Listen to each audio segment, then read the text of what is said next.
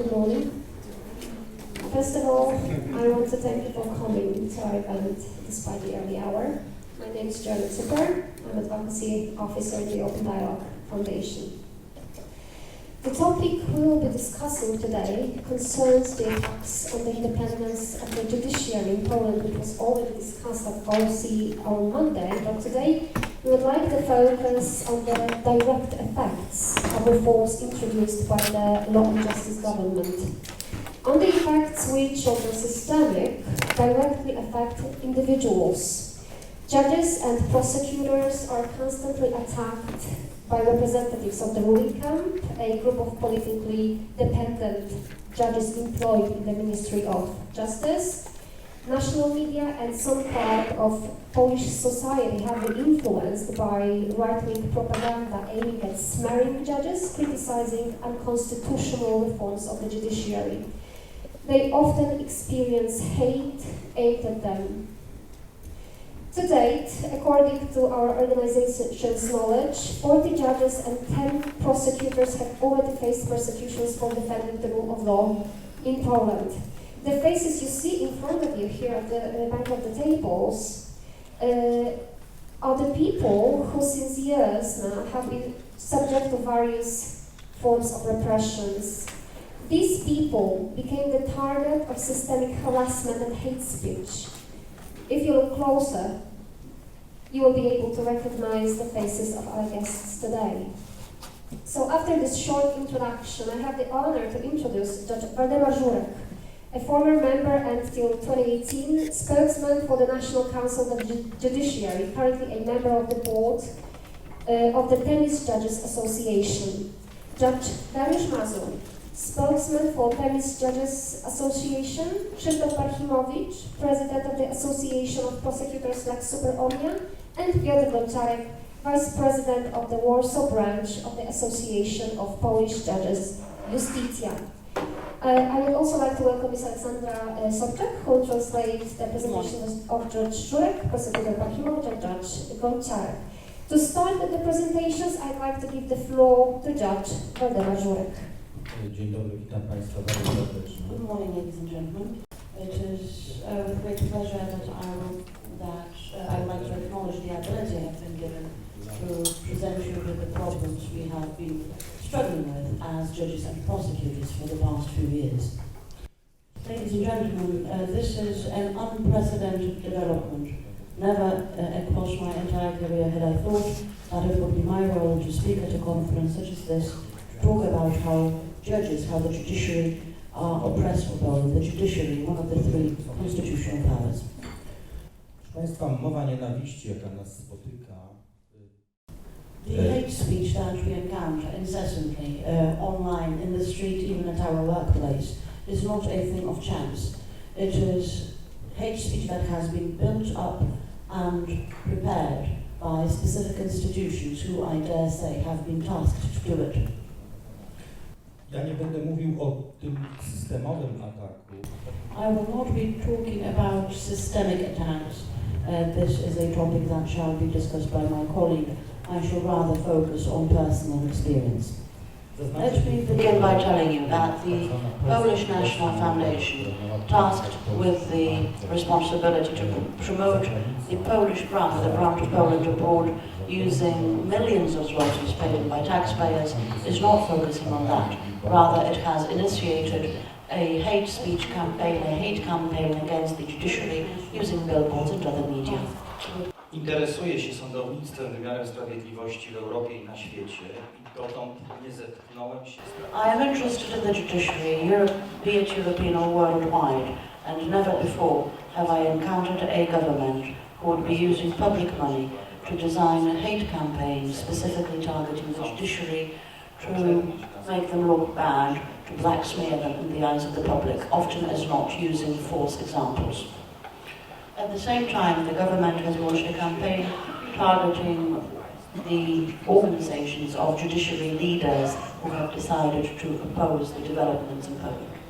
At this point in time, I am a member of several proceedings, some of which we have already been closed, among others the District Prosecution Office in Warsaw has initiated proceedings which allegedly are meant to support or protect me. In actuality, the point is for me to be heard, to attend hearings, and for me to be forced to testify again and again.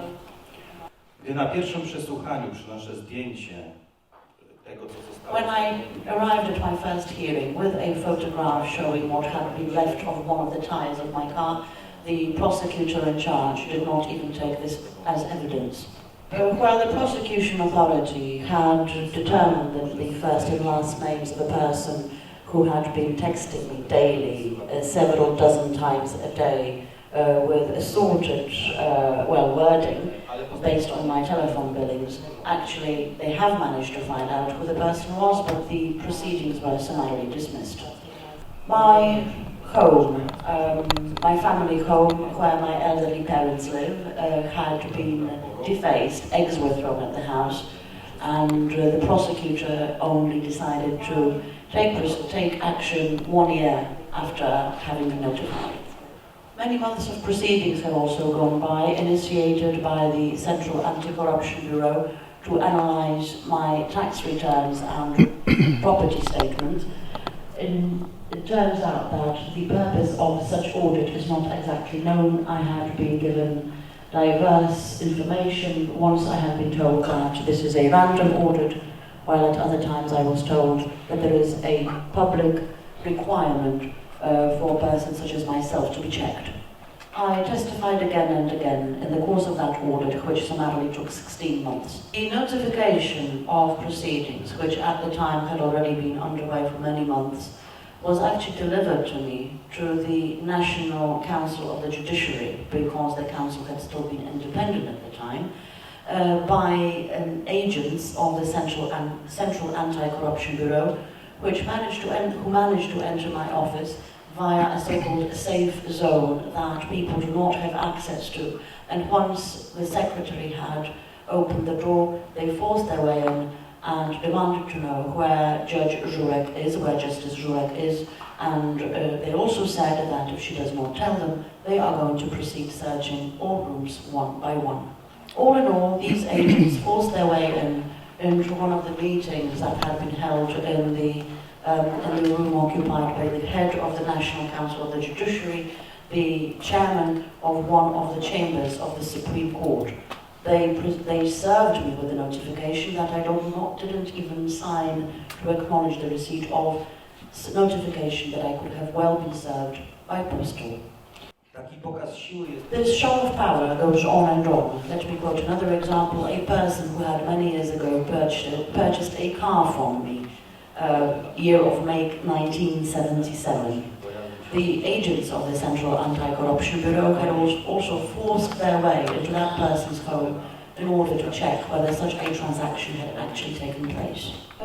Such activities took place for a long time, and despite the fact that there had been no justification to continue such proceedings, the Central Anti-Corruption Bureau took action again and again. Among others, they also decided to involve me in a tax audit or to audit my tax-related matters, but instead of notifying the tax authority who are responsible for such matters, the Central Anti-Corruption Bureau decided to go via the prosecution authority as a media background in order for the newspapers, in order for the media to tell the world that I am also being examined by a prosecutor.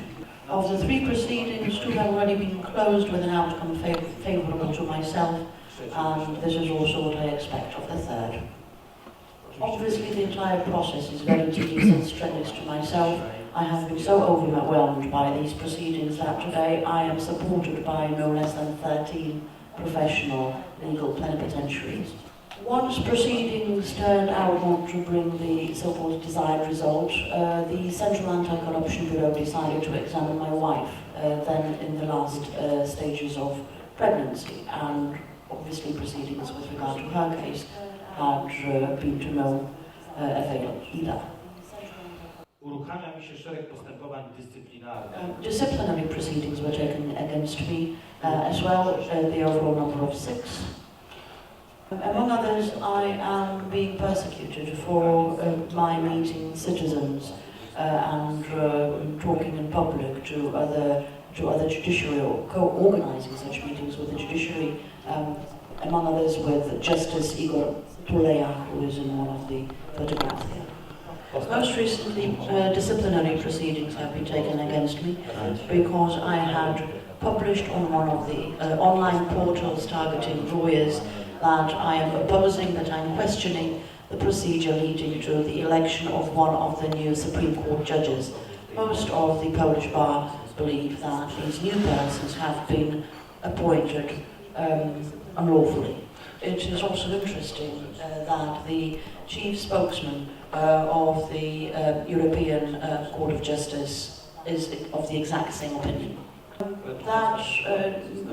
Those actions, those proceedings go on and on. My contract as the spokesperson for the district court in Krakow is terminated after 13 years of work. I am transferred to another post where I'm not even provided by a legal secretary, a fundamental amenity that is due to all persons representing the judiciary.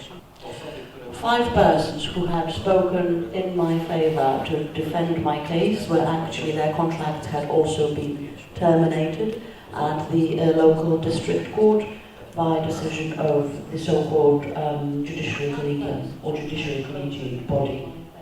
I had hired a solicitor. We were putting together a case concerning mobbing. After 1 month of work, my lawyer, my counsellor, tells me that he cannot proceed with the case. He cannot sign all the papers we had prepared because he was told by his partners in the office at law that they fear that their office at law is going to be destroyed if we go on with the case. And it was then that I finally understood that we are actually partly in an authoritarian state. I do not wish to go into details concerning hate speech. I was the main figure in the scandal, which was in all probability conjured up by the Vice Minister of Justice. Twitter statistics had shown that I was the most hated person with regards to that particular topic. I have received hundreds of hate texts. My phone was being called day and night by assorted individuals, some of whom even issued death threats. Let me end my story by telling you of an email message which happened to move me deeply, although it was neither vulgar nor did it contain death threats. I still remember reading it on my computer. The email said, "When you are walking with your family across the shopping mall, you shall be struck twice." And ultimately, the author of the email meant that I'm going to be slapped in the face. But my original thought was imagining myself walking across the shopping mall, and I have 4 daughters, and I imagined being shot twice. In the spring this year, I notified the prosecution office of the most aggressive, of the nicks of my most aggressive haters. Until this day, the prosecution authority has not managed to determine the IP addresses of the computers used to dispatch hate. At the same time, proceedings were taken in order to audit the reliability of the court cases I was responsible for, in order to find whether I am not engaging in any protractive activities. For example, the auditing justice, the auditing judge, concluded that all my cases had been handled properly. Soon thereafter, he stopped being an auditor for courts. Ladies and gentlemen, my time is limited, so I'm not going to go on with listing all the examples of hate that I encounter constantly, also in the streets. I would like to thank you for me letting you bend your ear. I would only like to conclude by telling you that I have taken an oath before the President of the Republic of Poland. The oath obliges me to protect and defend the law. To us, the Constitution is the supreme law. Thank you very much. Thank you, Judge Żurek. Now I'm passing the mic.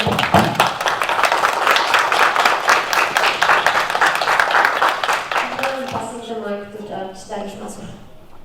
Thank you very much. Ladies and gentlemen, it's a great honor for me to can talk during this interesting meeting. At the beginning, I must emphasize that I'm one of the less targeted judges from the active one in the media. I have only one pending explanatory proceedings. I've been examined twice by the Department of Internal Affairs at the very top of the Public Prosecution Office. I was deprived the position of coordinator of international cooperation and protection of human rights of Krakow Court, and I was deprived of the position of the lecturer of National School of Judiciary and Public Prosecution, but all of this is nothing comparing to my colleague on the right, Waldemar Żurek, and comparing to my colleague on the left, Procurator Parchimowicz, who has 9 or 10 pending disciplinary proceedings. Probably he can't count it on his own. That's why I decided to tell you a few words or a kind of introduction about the systemic changes in the Polish system of law, but very shortly. But I would concentrate on the hate speech or the smear campaign against the judiciary, which is inspired, organized and financed by the executive in Poland in order to subordinate the judiciary to the executive power. So starting from the systemic changes very quickly in the chronological order, it all started from political subordination of the Public Prosecution Office, which was done in 2016 by merging the positions of the General Prosecutor Public and the Minister of Justice, and it was accompanied by significant increase of investigative power of the General Prosecutor Public and exchange of the top prosecutors, which was done under the pretext of reorganization. At the same time, there was created special internal department at the very top of the Public Prosecutor Office with the statutory aim to conduct criminal proceedings against judges and prosecutors. There are 10 prosecutors in this unit. There was published officially the statistical data concerning the conduct of this body. After 2 years of activity of this body, they examined more than 1,000 cases, claims, and this huge activity enabled them to start 7 proceedings against persons, 5 of them against prosecutors, 2 of them against judges. Taking into account that we have more than 10,000 judges in Poland and more than 6,000 prosecutors, this number is clearly insignificant, and it shows that this unit was created not because of the fact that the Judiciary and Public Prosecutor Office is corrupted, but just with the aim of persecution of people who stay independent from the executive. Afterwards, in December 2016, we have the hostile takeover of the Constitutional Court, which was subordinated to executive power after illegal and unconstitutional hostile takeover. In this way, the very small majority of law and justice in the parliament is able to adopt any law, even unconstitutional. Afterwards, in August 2017, we have the changes in the law on the organization of ordinary courts, which gave the Minister of Justice exclusive power to appoint presidents of common courts, and within 6 months from entering into force of this law, to dismiss any president or vice president of ordinary court in Poland, and it was applied in respect of about 160 persons. And these newly nominated presidents of court by the present Minister of Justice, they apply administrative ways of suppression of persecution of judges, like in respect of Judge Żurek, who was removed from one division to another one without any grounds, deprived of his clerk, deprived of assistant, so he was left alone in the new division with new great case load. Then we have the political subordination of the National Council of the Judiciary, which was accomplished in March 2018. it was achieved by switching the right of election of 15 judges members from the judges' self-government to the parliament, and this enables the ruling camp to take political control over the process of appointment and promotion of judges, which is very important in terms of taking control over judiciary. Then we have the new act on the Supreme Court, which created two entirely new chambers. Every judge of these chambers was constituted a judge of Supreme Court just in December 2018. And this disciplinary chamber, in fact, is a completely separate court, just acting under the auspices of the Supreme Court. It has its own budget, its own office, its own rules of procedure, its own remuneration, 40% higher than the remuneration of the other judges of the Supreme Court. So, to sum up, it's a new court, specialized court, which is not provided by the Constitution in the times of peace. Such courts can be created only in times of war. As far as I know, we are not in a state of war at the moment. The second special chamber, new chamber which was created, is a chamber of extraordinary complaints and public affairs, which gives the executive control over legal scrutiny of elections to the Parliament, European Parliament, presidential elections, legal scrutiny of referendums, the legal control over energetic sector, telecommunication sector, and the railway transport sector. And there was also introduced a new institution, so-called extraordinary complaint, which enables the general prosecutor public to reverse any judgment which was issued during recent 20 years, which massively undermines the certainty of the legal system. And last but not least, there was introduced the new mode of disciplinary proceedings in respect of judges. The top level of this disciplinary proceedings is this newly created disciplinary chamber in the Supreme Court, which is the second instance disciplinary court for the ordinary court judges. And in fact, it is the politicized second instance disciplinary court for judges. And the rules of the proceedings and the rules of appointment of the members, of the persons involved in this new disciplinary system are very much politicized. What do I mean? Judges of the first instance disciplinary courts are elected in arbitrary way by Minister of Justice. Minister of Justice appoints main disciplinary commissioner for judges and his two deputies. The rules of proceedings in this new mode of disciplinary proceedings permit to carry out a hearing of a judge in justified absence of the judge and his counsel. So both of them can be ill, but the proceeding can continue. And this new disciplinary law allows to apply in the proceedings evidence obtained without judicial control and in the violation of law. And that's, in general terms, the legal environment in which Polish judges exist at the moment.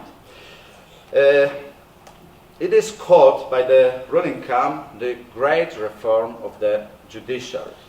The first attempt of this so-called great reform was done in July 2017. At that moment, the three draft laws were going to be passed through the Parliament, and it was the new law on Supreme Court, a new law on National Council of the Judiciary, and the new law on the system of organization of ordinary courts. This was very harsh version of the new law, especially in terms of the Supreme Court, because the idea is that the next day after the entering into force the new law on Supreme Court, the terms of office of all justices of Supreme Court will expire, and on the next day the Minister of Justice would assign all new judges of Supreme Court. That was the general idea behind this first attempt of so-called great reform of the system of justice. However, at that moment, the society noticed that it goes much too far, and there was a great wave of protest in Poland. The protest took part in between 250-300 cities. In total, it's estimated that 2 million people were protesting. People were gathering around the court, creating the chains of light and so on. And quite surprisingly, in July 2017, President Duda vetoed 2 of 3 bills, which were the bill on Supreme Court and the bill on National Council of the Judiciary. Here are the pictures from this massive protest in Poland. Here the people are demanding veto from the president. And what happened next? At the end of this 2017, President Duda proposed his own bills, draft laws on the National Council of the Judiciary and on the Supreme Court, which were very much similar to those which he vetoed before. And you can ask, and this time this passed through the parliament without any serious protest of the society. That's why you can ask how it was possible that this time there was no such wave of protest. At that particular moment, in September 2017, the Black PR campaign against judges was instigated. It was so-called billboard campaign against the judiciary. It was in Poland there were thousands of great billboards. There was also TV part of this campaign, internet part of the campaign. It costed more than 2 million euros, which is comparable to the cost of presidential campaign in Poland. It was conducted by the National Foundation, which was created by Law and Justice to promote good name of Poland abroad, which is financed by 17 biggest state-owned companies controlled by managers nominated by Law and Justice. And this campaign, in theory, was designed to promote the great reform of the justice system. In fact, it was the Black PR action run by Law and Justice, which showed judiciary in distorting mirror and describing disciplinary proceedings and real or alleged court mistakes. Some of the situations described during the campaign were true, some were manipulated, and some were completely false. I will give you just one example of manipulation. The billboard said, there is a judge who stole trousers from the shop and was driving drunk. And it was correct, there was such situation. However, the campaign didn't mention that when this situation has happened, the judge was retired for many years, and what is more, he was mentally deranged. During this campaign, the judges were described as privileged caste. In terms of colors, the campaign was black and white, and the judges were situated on the black side, and they were depicted as examples of lack of competence, corruption, and indolence. Here you have an example of one of the billboards. On the left black side, the description is, that's how it is now. The judges tell about themselves, we are the privileged caste. It is time to change it. On the right white side, it is written, that is how it is going to be in the future. The judges, like every citizen, when they break the law, they should be taken under the responsibility. Check it on the website, and here is the picture from the internet part of the campaign. On the right side, we have this situation described when the judge has stolen trousers. On the left side, we have described on the black background the situation in which the court was supposed to release before ending the term of the custodial sentence the pedophile who, when released, committed another pedophile act. The problem is that such situation just has never happened. It was just false. One of Krakow court judges very accurately commented this billboard campaign. He said, the situation in which one of the branches of state authority pays to organize a negative campaign against another branch of state authority of the same country is so peculiar that even George Orwell or Monty Python couldn't have come up with that. And it is very accurate comment. After this billboard campaign, it was our Prime Minister, Mr. Morawiecki, who took the initiative in the smear campaign in respect of judges. In December 2017, at the meeting with President of the Republic of France, Mr. Macron, he compared Polish judges and Polish courts to the courts of Vichy, France, collaborating with the Nazis. Very diplomatic way, very diplomatic statement of Polish Prime Minister in respect of judiciary and completely ungrounded. Afterwards, Minister Morawiecki gave numerous speeches, mainly abroad. It was the interview for Washington Examiner, interview for European Journalist, statement for Le Figaro, interview at the New York University, in which he included two main theses. First, that Polish judiciary is a part of post-communist pact. The second, that Polish judges are corrupted. Very short comment. This post-communist pact, after 30 years from the changing of the system in Poland, average age of Polish judge is 42 or 43. So at the change of the system, average Polish judge was 12. How can he be the part of post-communist fact? Second thesis of Prime Minister, Polish judiciary is corrupted, Polish judges are corrupted. Association of Judges asked the Supreme Court how many Polish judges were sentenced in disciplinary proceedings for taking a bribe in the period between 2007 and 2017. We have about 10,000 judges. How do you think, how many cases of taking a bribe by a Polish judge occurred in this period?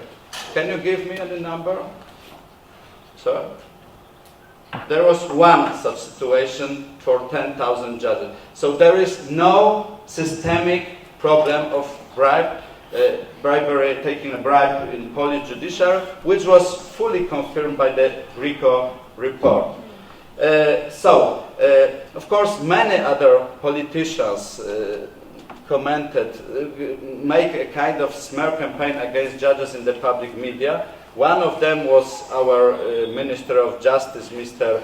Ziobro, who said in one of public statements that judges who would directly apply the Constitution or international treaties can face disciplinary proceedings.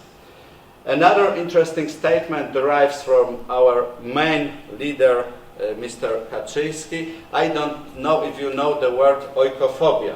I didn't know it before, but this means hate to the homeland, to the threshold of illness.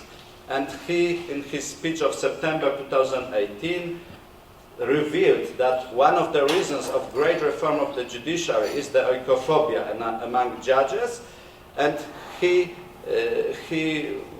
was thinking about judges who decided in favor of German citizens in real estate cases concerning grounds in former Russia.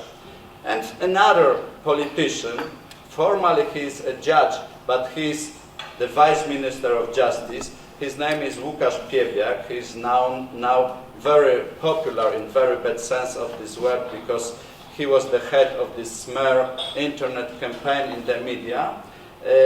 In one of the interviews he said, probably referring to this statement about oikophobia of Mr. Kaczyński, that the judges who are not standing on the side of the state in the proceedings are the black sheep which should be removed from judicial profession.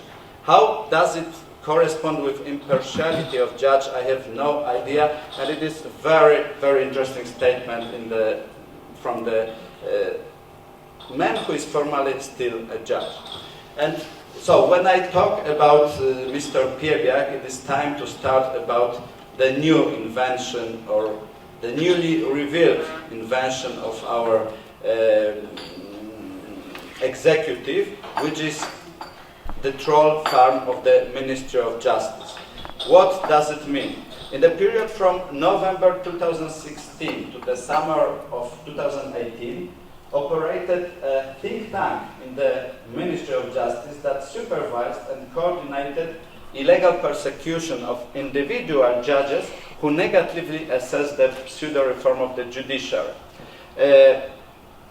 This activity involved slanderous and defamatory propaganda activities involving internet haters, and it was undertaken in cooperation with pro-government media.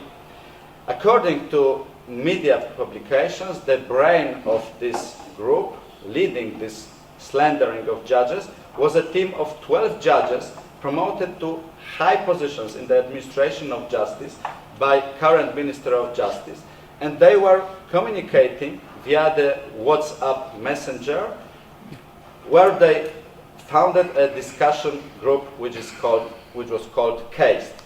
The activities of this group were led by mentioned Łukasz Piebiak, the Deputy Minister of Justice, and one of the closest associates of the Minister of Justice, Prosecutor General Zbigniew Ziobro. Mr. Piebiak was called in this group the chieftain. One of the members of the group, who is currently the Central Disciplinary Commissioner for Judges, has a nickname Butcher. And what the active part of the group was internet hater. Her name is Emilia, who published this smear communications in the internet.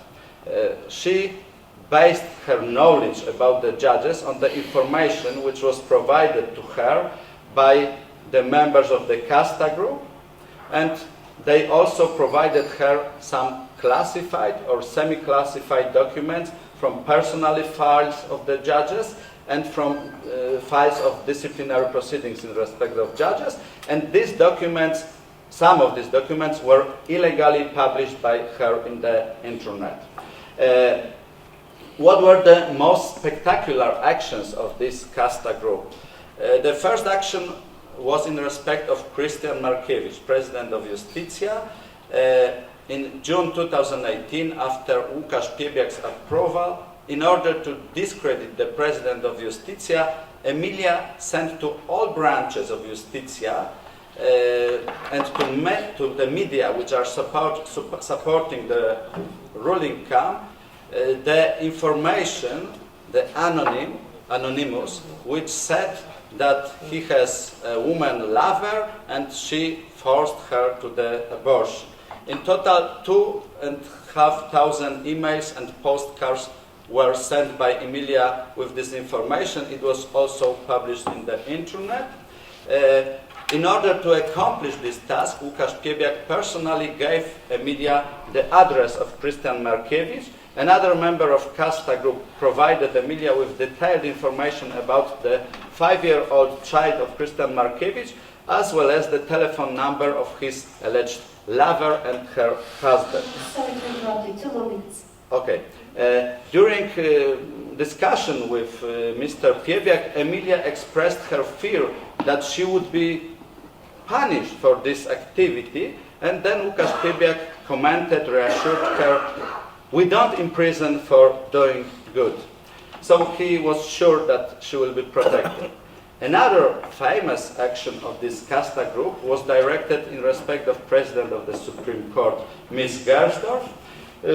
It was done when in July 2018 the ruling camp made an attempt to deprive her the position of the first president of Supreme Court, which was done in breach of Constitution. And at that moment, many Polish judges and lawyers made an action to send postcards with words of support for Ms. Gersdorf. And at that time, one of the members of this Casta group, Konrad Wytrykowski, proposed on this discussion group that they should organize the contrary action, namely to send the first president of the Supreme Court postcards with the slogan, "Get the fuck out of the Supreme Court." And Emilia distributed this information in the internet, and in fact, some of such postcards were addressed to Ms. Gersdorf. What is crucial for understanding how important or how serious was this group is to mention about the composition of this casta group. It consisted of 12 judges, which were promoted by current Minister of Justice to the high positions in the judiciary. And the chief was Deputy Minister of Justice, Mr. Piebiak. 3 judges, members of the casta, subsequently in March 2018 became the members of the politicized Neo-National Council of the Judiciary. 2 members of the casta in December 2018 became deputies of the main disciplinary commissioner for judges, and 1 judge, Mr. Wytrykowski, in December 2018 became a member of newly created disciplinary chamber of the Supreme Court. Other members of the casta group were promoted for positions of presidents of court. As you can see, the case has become the starting point for many brilliant careers of judges who had never stood out before. Afterwards, the activity of casta of Emilia expired because she got in conflict with the rest of the casta.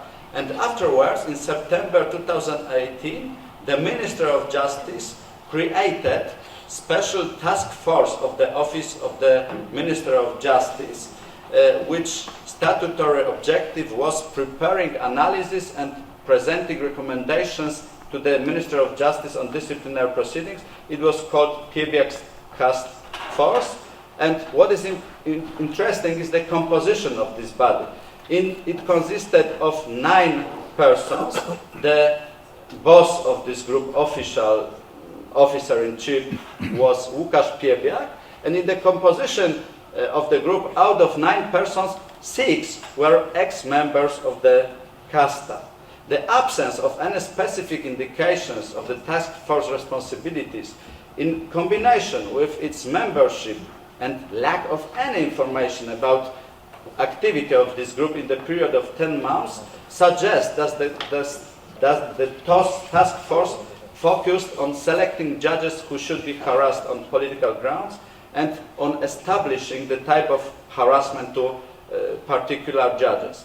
Shortly after creating of this special task force, in November 2018, the Casta Watch anonymous account on Twitter portal was activated, which was doing exactly the same what Emilia did before, which was publishing smear comments on particular judges active in the defense of the system based on the rule of law, and the documents from personal files and files of disciplinary proceedings were revealed on this hate speech account. So my only one logical explanation is the fact that the Piebiak Special Task Force, that the tandem Piebiak Special Task Force and Casta Watch anonymous account is the successor of the previous tandem Casta and Emi on the internet. However, it is much more professional and much better organized. Yes, I know that I have to finish, so I will skip. I will only add that this activity of Emi and the people who were her accomplices and the activity of Casta Watch fulfilled the features of many criminal offenses according the Polish Penal Code.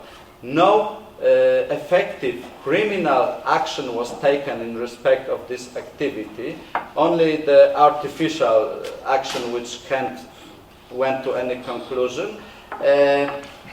So the conclusion is that the idea of political subordination of judiciary in Poland is supported by the massive Black PR campaign, including media, internet and billboards. All these forms of slandering of the judiciary and particular judges are either organized and financed or at least supported by the executive power. Politically dependent prosecution office and the institution of the new mode of disciplinary proceedings don't give judges any support against this Black Pill campaign.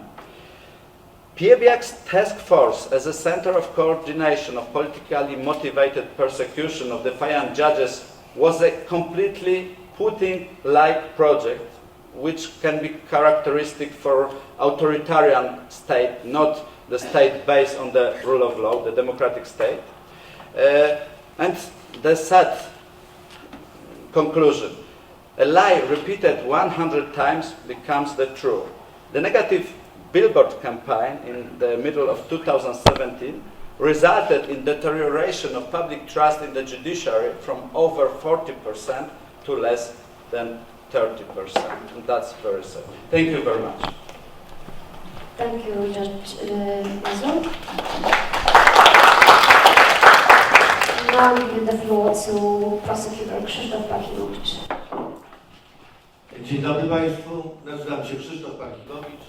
Good morning, ladies and gentlemen. My name is Krzysztof Parchimowicz. I am 61 years old. For the past 32 years, I have been a prosecutor, and for the past 3 years, I am the president or chairman of the Lex Super Omnia Association of Prosecutors in Polish, or actually in English, it shall say law above all. I will offer you a brief story of institutional hate, of the deep unfriendliness and reluctance to accept the independence of prosecutors, the freedom of speech and freedom of association by the current heads of the prosecution authorities in Poland. I will also try to prove to you that Polish prosecutors are highly disciplined, know what they're talking about, and will not exceed their allotted time of speech. Pierwszy akt hejtu. The first act took place in the spring of 2016. This is when more than 100 prosecutors were demoted. I was demoted from the prosecution general office by 3 levels down to the lowest possible level, that is to the local prosecution authority. For more than 20 years, at the General Prosecution Office, I had been appearing before the Supreme Court. The official letter that I had received contained just a single sentence telling me that my knowledge and my experience are no longer of any value, that I shall be subject to re-education at the lowest imaginable professional level for a judge, a level I had become very familiar with in my professional youth. When we proceeded to establish the Lex Super Omnia, the law above all associations, the prosecution service had actually been surveying the process of registration, of subsequent member registration. Subsequent lists of founding members were copied, whereas the military prosecutors, for example, were ordered to notify their superiors in writing of their intent to join the association. Further prosecution ties in with my operation, with my activities as part of the association, an association that I represent in the media. In all likelihood, it can be said that currently I am the most persecuted lawyer in Poland. 2 criminal law proceedings were instigated against me. One was dismissed without any effect. Another has been unjustifiably in progress for more than 2 years. That particular proceeding concerns a letter that I had sent to prosecutors describing the content of 2 rulings, 2 judgments by the Supreme Court concerning the actual qualification or legal interpretation of specific events as specifically tax crime. Now, these proceedings against me had been publicized on the TV by heads of the Polish prosecution service. I was mentioned on public media by first and last name and by my function, by my position in the Lex Super Omnia Association as a friend to the tax mafia in Poland. My criticism of the unlawful proceedings was, well, there were attempts to quash my criticism of unlawfulness by the prosecution service. It was announced that proceedings under civil law would be initiated against me with extremely broad demands that had been specified by a letter from the plenipotentiary of the prosecution service. I myself had been in favour for the trial to begin, but the suit was never filed. For reasons of criticism I had uttered, 5 different disciplinary proceedings had been initiated against me, each of these proceedings involving a number of charges. One of these proceedings was summarily discussed. In 3 cases, motions had been filed for me to be penalized by the disciplinary court. In 13 other cases, the disciplinary spokesperson had introduced the measure of the legal inquiry. The legal inquiry is a stage that precedes the actual disciplinary proceedings. The majority, the decisive majority of all proceedings against me focuses on the criticism of how the current prosecution service is operating, whereas actually it is the disciplinary spokespersons who are trying to censor what the association is doing.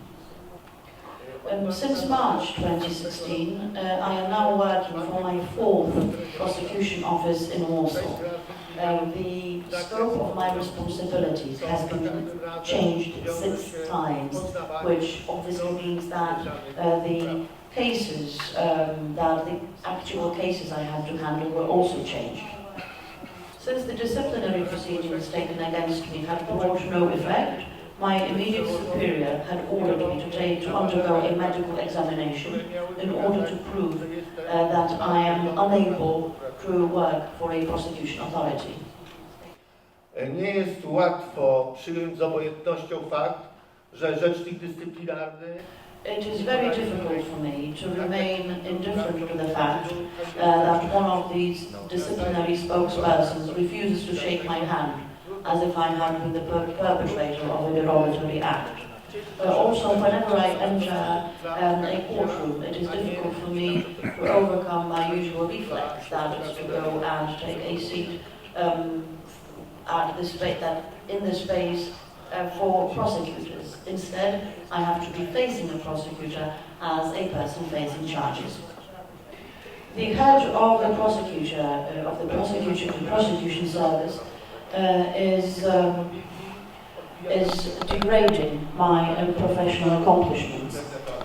His speeches, his comments are then echoed on a right-wing internet online portal, and then are transformed into hate speech on Twitter.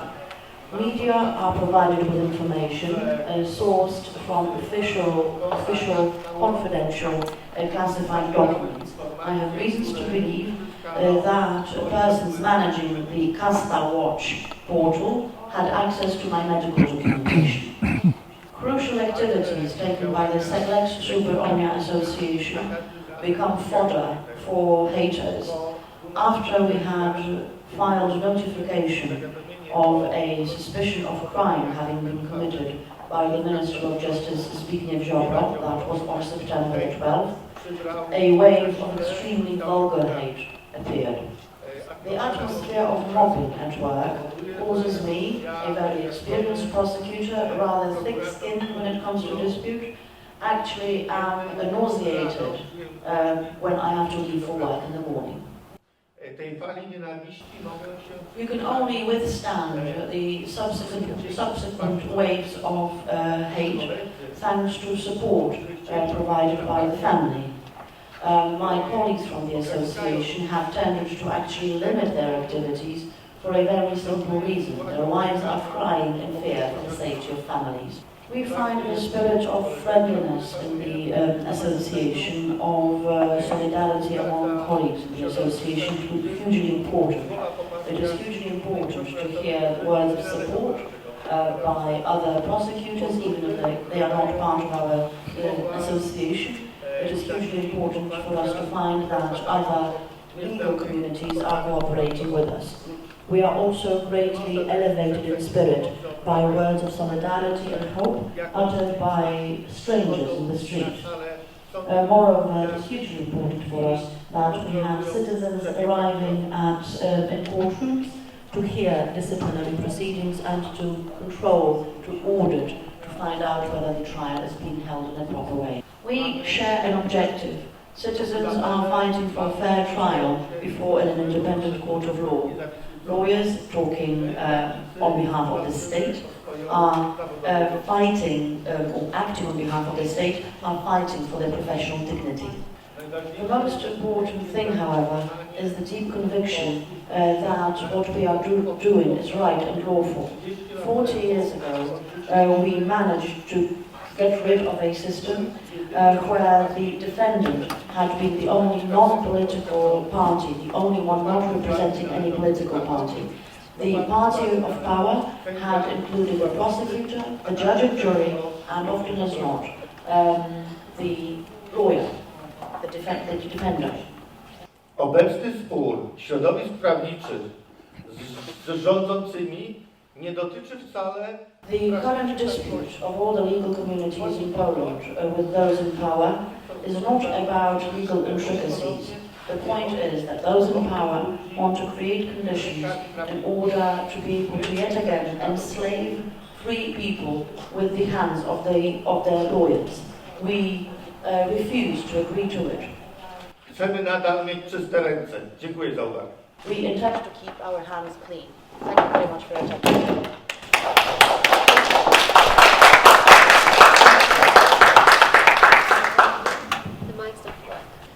Good morning, ladies and gentlemen. My name is Piotr Gąciarek. I am a judge of the District Court in Warsaw, a member of the Iustitia judiciary organization, and the vice chairman of its Warsaw chapter. It is my pleasure to appear today before you, and it is also a great honor to speak after my predecessors.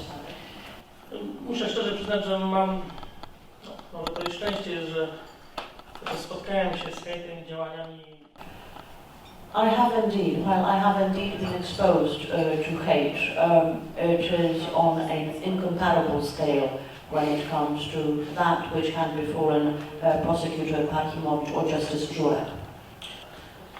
Let me tell you whence my decision to stop being silent, to join the civic movement and to start talking to the media. You have to know that as prosecutors and judges, we are actually educated to keep silent, that we should only be uttering relevant words in the courtroom, whereas when it comes to talking to the media, that was a task assigned to the president of the court or the press spokesman, not to a judge or prosecutor. When we began having issues with the rule of law in Poland, I had originally believed that participating in street manifestations was a behavior not entirely becoming for a judge or prosecutor. Nonetheless, there came a point in time that brought absolute shock to me, and that was when I decided to become involved. It was the moment when it turned out that it sufficed to take 10 days and come up with an act of law that will proceed to destroy the Supreme Court in a country. In 2018, when I had attended my first public manifestation at the Supreme Court in Warsaw, having joined many citizens who had then joined the manifestation, and the fate of the Supreme Court hung in the balance, I remember the words I had used then. I told the people who were then listening to me in my first public speech that until recently I would have believed that I would actually become an astronaut and fly into outer space rather than speak in public as a judge. I would like to talk about hate speech related developments. It is obvious that one can become the target for hate speech, and judges have become the target for hate speech on public communicators and social media that award anonymity, such as Twitter, for example. Nonetheless, it was an absolute novelty to all of us that such smear campaigns could actually be organized by top officials in the country, as it turns out, top officials at the Ministry of Justice. The public TV, which is funded from taxes, I as a taxpayer am paying my TV subscription every month, had actually organized a slandering smear campaign, including false information. The media had come up with a story from my personal life, where I had fallen victim to a fraud caused by another perpetrator, by a third-party perpetrator. Naruszenie prywatności, takie bezceremonialne, to jakby jeden aspekt tej sprawy, ale czymś znacznie dla mnie przykrym było to, że w tym materiale... Bringing up somebody's private life is one thing. Nonetheless, I was deeply touched by the fact that the media had suggested that I had pulled some strings in order to get the perpetrator who had committed fraud that I had been victim to, that I had pulled some strings to get that person convicted.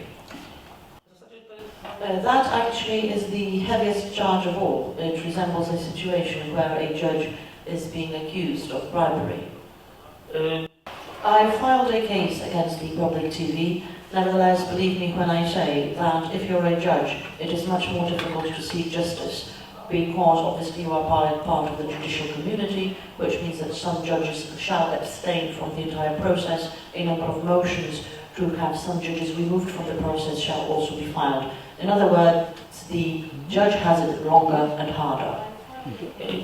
Dziś po tym ujawnieniu kulisów... Once the background of the entire scandal had been revealed 1 month ago, I became the wiser. I found out that the fact that my private life had been described in public media is no chance, that it had been an organized campaign and it had been put together by a lady who actually professionally deals with trolling and hate speech. That program, that TV broadcast which smeared me, had been the subject discussed by the former Vice Minister of Justice, Mr. Piebiak, and the professional hater. He actually texted her that he really loved that TV broadcast and he's going to send the link to his boss so that to make the boss happy too. His boss is the Minister of Justice.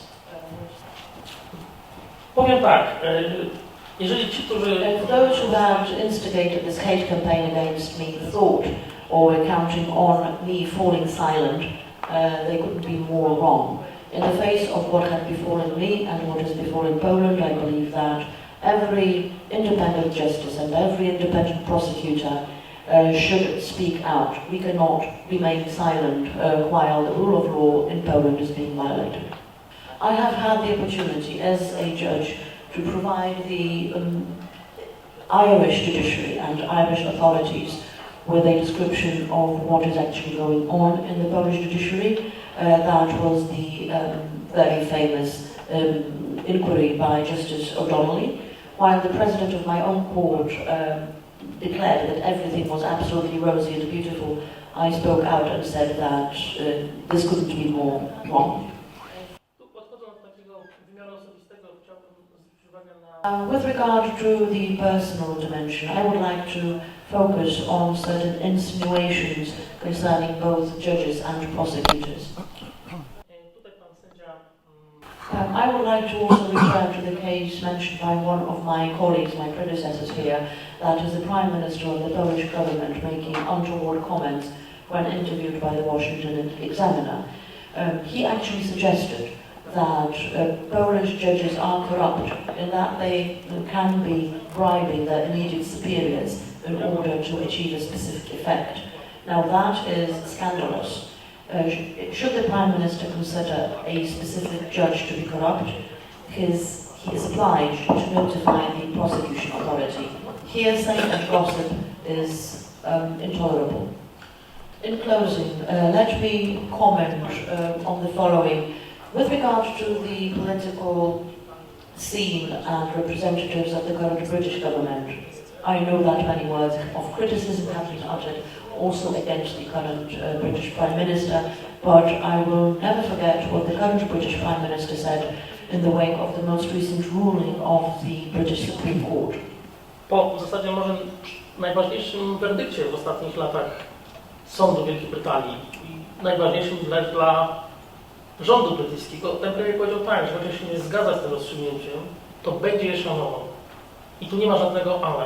Ja bardzo bym chciał, żeby władze mojego kraju też nie dyskutowały sprawą z tymi wyrokami sądów.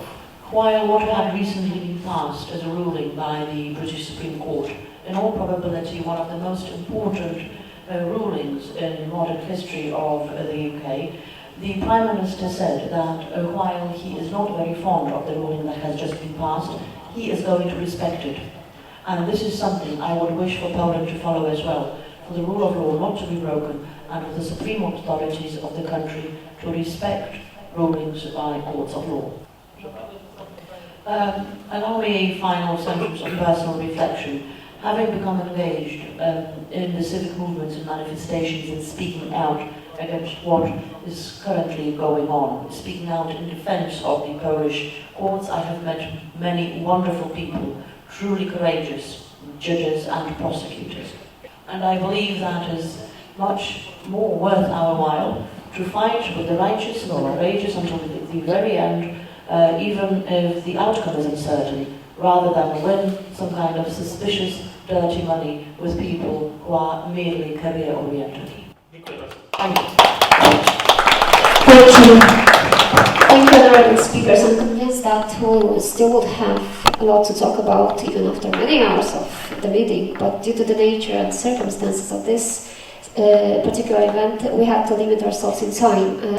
Many thanks to our speakers for sharing your stories, and thank you for your presence. And before you leave, I encourage you to collect some reports that are there at the exit on the table.